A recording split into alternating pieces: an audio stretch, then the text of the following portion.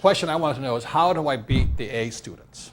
Because in school, no matter what class I was in, I was always a C student, no matter what happened. I was, how come I'm always a C student?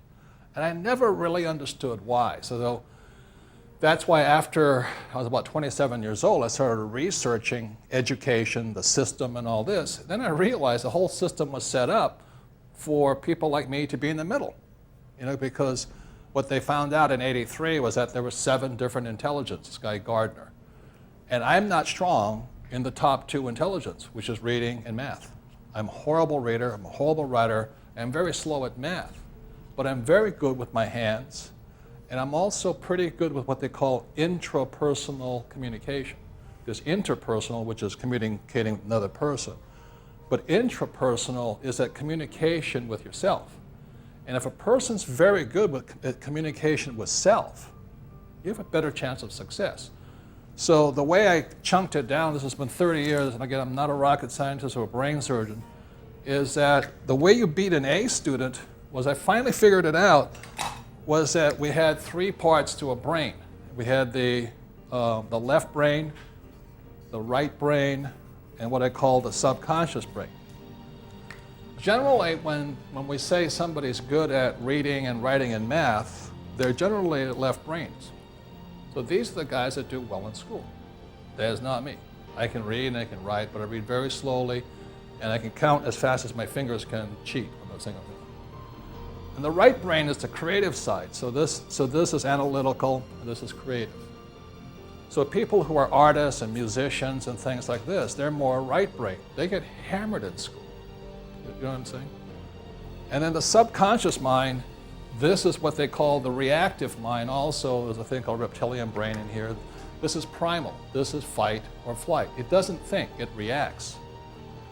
So when I say to most people, quit your job, and they go, logically the left brain goes, oh yeah, I could make a lot of money as an entrepreneur. And the right brain goes, yeah, then I could have my new cookies go out in the market and I could be rich. And then the subconscious mind kicks in and goes, not you.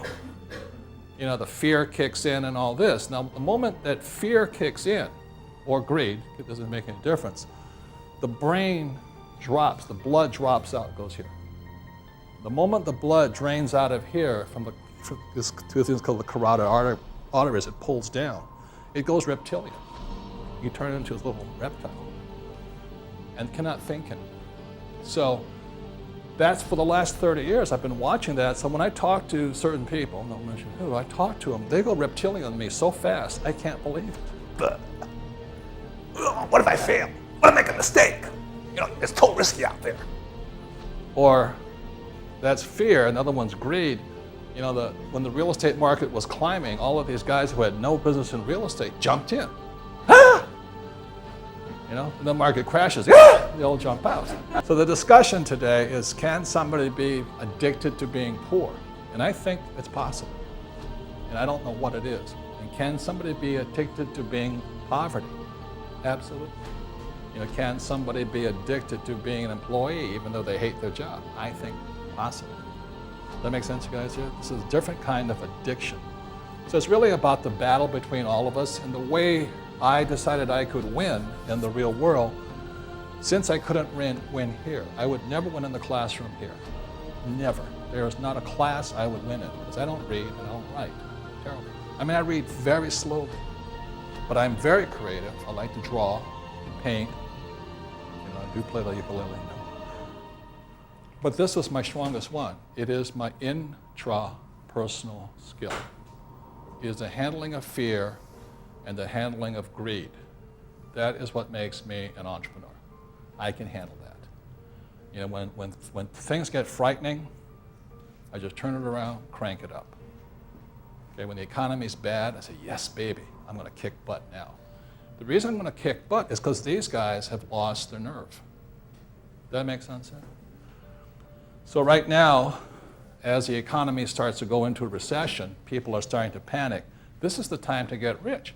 But when I talk to most people about a declining economy, they go, and they can't think anymore.